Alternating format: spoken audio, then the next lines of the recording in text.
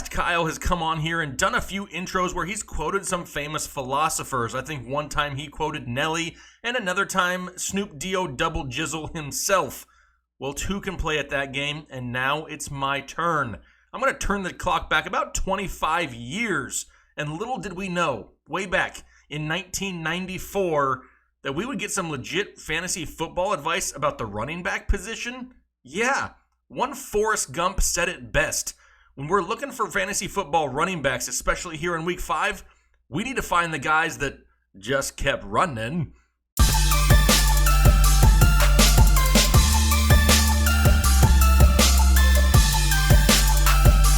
What is going on, Headliner Nation? Jake Fantasy Headliners. Hopefully you're all doing well out there. Welcome back to the Draft.com studios. Today, doing a quick run through of our top 30 overall running backs here for week 5 fantasy football. Not going to be a really long video, not going to be long and drawn out. Yes, the Thursday night games have already played, so you're not going to find any of the running backs here of the Seattle Seahawks or the Los Angeles Rams. These are for the weekend games going forward. Just want to make sure I clarify that. Now, if you're looking for a little bit more in-depth on some of these names, head over to our start-sit videos. We break them down a little bit more over there. This is just meant to be a quick run-through of our top 30 running back rankings here for week 5. All right, number 1, Zeke Elliott, Dallas Cowboys. Great matchup this week going up against the Green Bay Packers, who've been horrible against the run. However, he will be without his starting left tackle, Tyron Smith. The volume should still be there, though, and we're looking for Zeke to fall into the end zone once, maybe twice. Got him at running back 1. Number 2, it's going to be Dalvin Cook, Minnesota Vikings, going up against the New York Giants. If Dalvin Cook can go out there and score you double-digit fantasy points against the Bears, I like his chances against the Giants. Got him at number 2. Number 3, Christian McCaffrey. Now on paper, going up against the Jacksonville Jaguars looks a little bit scary, but McCaffrey's usage is through the roof. He'll not only be involved on the ground, but through the air. The volume will be there. Love Christian McCaffrey once again. Got him at running back 3. Number 4 is David Johnson, Arizona Cardinals, going up against the Cincinnati Bengals. Now, if we saw anything last week from the Bengals, it's that they were vulnerable through the air to the running back position. Both Jalen Samuels and James Conner found success through the air. Right now, that's where David Johnson is making the money here for your fantasy football teams. Not a whole lot of running lanes opened up for him, so expect him to be involved once again here and in a half-point PPR format, any type of PPR format. Love David Johnson. Got him at running back 4. Number 5 is going to be Mark Ingram, Baltimore Ravens, looking for him to bounce back this week, going up against the Pittsburgh Steelers, whose defense has been vulnerable through the ground, and the volume is going to be there for Mark Ingram. Got him at number 5. Number 6, this is where I have Alvin Kamara. He's dropped a few spots for me. Because of Teddy Bridgewater being under center, they're really one-dimensional. He's really racking up his points through the air. However, now they're facing one of the best run defenses in all of football. The Tampa Bay Buccaneers dropped down Kamara a few spots, got him at number 6. Number 7, Leonard Fournette, and he's here due to volume alone. The guy's going to touch the ball between 20 and 30 times a game, going up against the Carolina Panthers, who are not going to blow anybody out of the water points-wise. This is going to be a game that's won on the ground for Jacksonville. They're going to have to utilize Leonard Fournette, and now his pass-catching ability here in 2019 really gives him that safe floor. With that volume, got him at number 7. Number 8 is going to be Nick Chubb, Cleveland Browns, going up against the San Francisco 49ers, who are arguably right now the best run defense in the NFL. Their numbers are a little skewed since they've already had their bye week, but they're allowing single-digit fantasy points to opposing running backs. Got to drop Nick Chubb down a few spots, still got him at running back 8. Number 9, this is where I got James Conner as of right now. However, you see the little medical sign next to him. This is something that we need to pay attention to. Is he going to play? Is he going to be 100% if he does play? There's big question marks surrounding James Conner. Pay attention to him here this week in the practice reports leading into the weekend. He's got a matchup with the Baltimore Ravens, who were just destroyed on the ground by Nick Chubb. However, we need Conner healthy. Number 10, that's going to be Joe Mixon going up against the Arizona Cardinals, middle-of-the-road run defense here for Arizona. Joe Mixon has proven to be effective through the air to really get some of these fantasy points. Hasn't had that big game rushing as of yet. Could happen this week. Got him inside the top 10 right here at number 10 for Joe Mixon. Number 11, somebody I got higher than a lot of other sites. Right now, Melvin Gordon is going to be number 11, and as we progress into the year, he's going to get higher and higher up this list. A lot of people think that he's going to come in and be really limited. I don't think he's that limited. Now, does he come out and get 20, 25 carries? No, probably not, but he's got a great matchup going up against the Denver Broncos. Austin Ekeler will still be involved, but the touchdown upside, the goal line carries, they could be going towards Melvin Gordon. Got him at running back 11. Number 12 is going to be Derrick Henry, Tennessee Titans. Tough matchup going up against the Buffalo Bills, who really limited the offense of the New England Patriots last week. However, another one of these running backs that has that 20-plus carry upside. Nobody really challenged for carries and the goal line opportunities. Got Derrick Henry right now, number 12. Number 13 is going to be Aaron Jones, Green Bay Packers. As of right now, no Jamal Williams to really worry about. This could be the opportunity that Aaron Jones needs to go out there and get 15 to 20 touches this week. Semi-difficult matchup going up against the Dallas Cowboys. However, don't forget their numbers slightly skewed because they haven't played anybody worth a crap here so far in 2019. Right now, got Aaron Jones at 13th overall.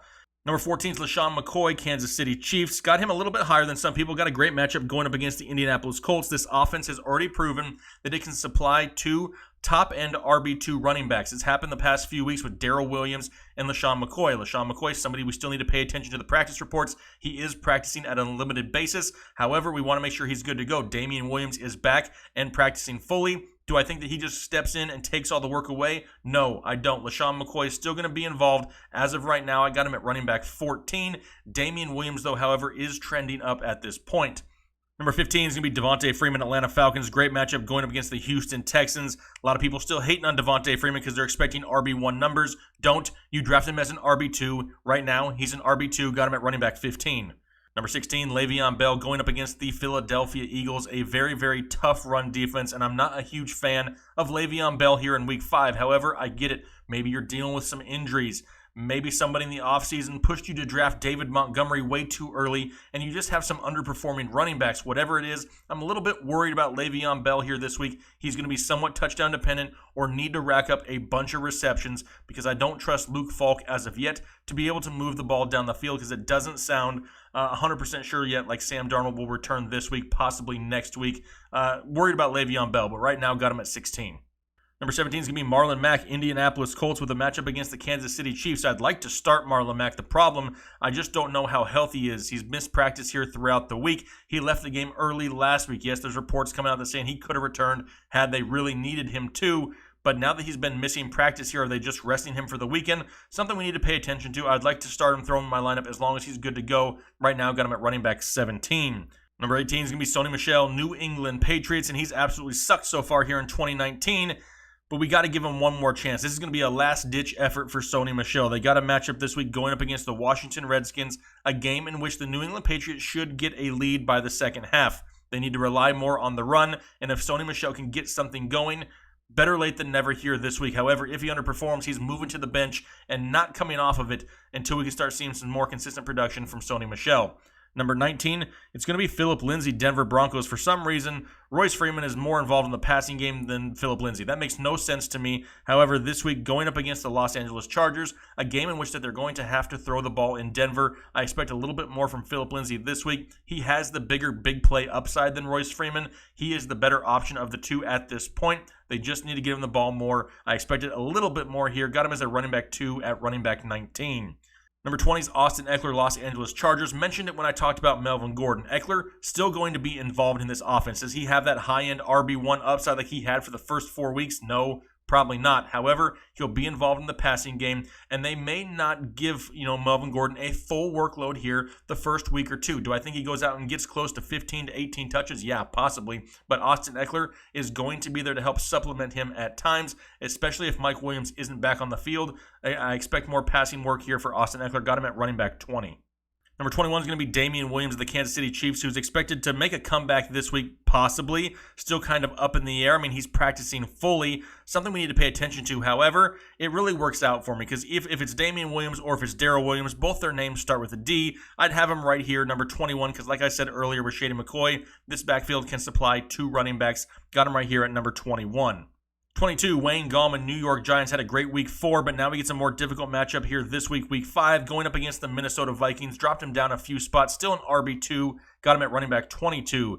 23 is going to be Jalen Samuels, Pittsburgh Steelers, and this one could actually trend up even more if James Conner is more limited going into the weekend. Jalen Samuels all of a sudden a lot more involved in this offense with Mason Rudolph under center. We saw it a lot last week. He has that PPR upside. He's taking direct snaps out of the backfield, playing the Wildcat. He has opportunities for scoring here, and I see it again this week going up against the Baltimore Ravens, like I said earlier, who were absolutely torched by one Nick Chubb last week. Right now, Jalen Samuels, running back 23. 24 is going to be James White. I'd like to have him a little bit higher, to be completely honest. The only reason I don't, I expect New England to have a big second half lead and not rely so much on the passing game, more on the running game and trying to get that going. I have James White drop down a few spots, still an RB2 though at running back 24. 25 is going to be Josh Jacobs, Oakland Raiders, and if it wasn't bad enough that he's facing the Chicago Bears this week in London, he's also dealing with an elbow injury. Another one of these guys we need to pay attention to going into the weekend. His upside is already limited due to this defensive matchup. He's not overly involved in the passing game, and if this injury is something he can't get by the weekend, we could be looking for a long day for one Josh Jacobs. Got him just outside the top 24 right now at RB 25. 26, David Montgomery, the guy who's playing Josh Jacobs in London here for the Chicago Bears. It was good to see him get 21 touches last week out of this backfield. However, only turned in like 53 yards, so he's still highly inefficient. This offense as a whole is very inefficient. Now you have Chase Daniel under center. I expect David Montgomery to have a decent week, but I'm not quite safe enough to put him in the top 2 tiers of running backs. Got him right now at 26. 27 is going to be Royce Freeman, Denver Broncos. Mentioned him with Phillip Lindsay. He's a little bit more active in the passing game than a lot of people had anticipated, and he has some goal line opportunities here this week going up against the LA Chargers, who are another one of these middle-of-the-pack run defenses. Not a tough matchup. He'll be involved. He's going to get you close to 10 to 14 touches on the ground. That's something we look for as an RB3 possible flex play. Royce Freeman got him at 27. 28 is going to be Frank Gore, Buffalo Bills, still out there producing for the Bills. Had a decent week last week going up against the New England Patriots. A couple big runs there. The only reason he's not higher on this list is Devin Singletary still hasn't been ruled out. He's been limited through practices throughout the week. Something we need to pay attention to, because if he is ruled out, Frank Gore will move higher up this list going up against the Tennessee Titans. Number 29 is Jordan Howard. Could be Miles Sanders, could be Jordan Howard. At this point, nobody really knows what's going on in the Philadelphia backfield. Jordan Howard capitalized with some touchdowns last week. Some people coming out here saying they saw it coming. I don't see how. He hadn't done anything before that. This could very easily be a Miles Sanders type of week. Unfortunately, we don't know which one it is. We need one of these guys to really solidify themselves as the top option there in the backfield before we move them higher up these rankings, just due to the risk involved. Right now, got Jordan Howard at 29. All right, number 30 is going to be Carlos Hyde. Houston Texans going up against the Atlanta Falcons. Gave up 100 yards last week to Derrick Henry. Carlos Hyde's another one of these guys that could get you between 15 and 18 touches. So if you're in a pinch looking for a flex play, Carlos Hyde isn't a bad option. Horrible offensive line for him to run behind. The Houston Texans as a whole just don't look that great. But right now, Carlos Hyde got him at running back 30. All right, those are my top 30 running backs here, Week 5 fantasy football. Once again, just a reminder, if you're looking for more in-depth information, go over to the Start Sit video. That's where you're going to get a little bit more detail on each of these players. This is just meant to be a quick run-through of the top 30 here heading into the weekend. So hopefully everybody had a great week at work. Looking forward to some fantasy football here this weekend. Good luck in your fantasy football matchups, and we'll talk to you later.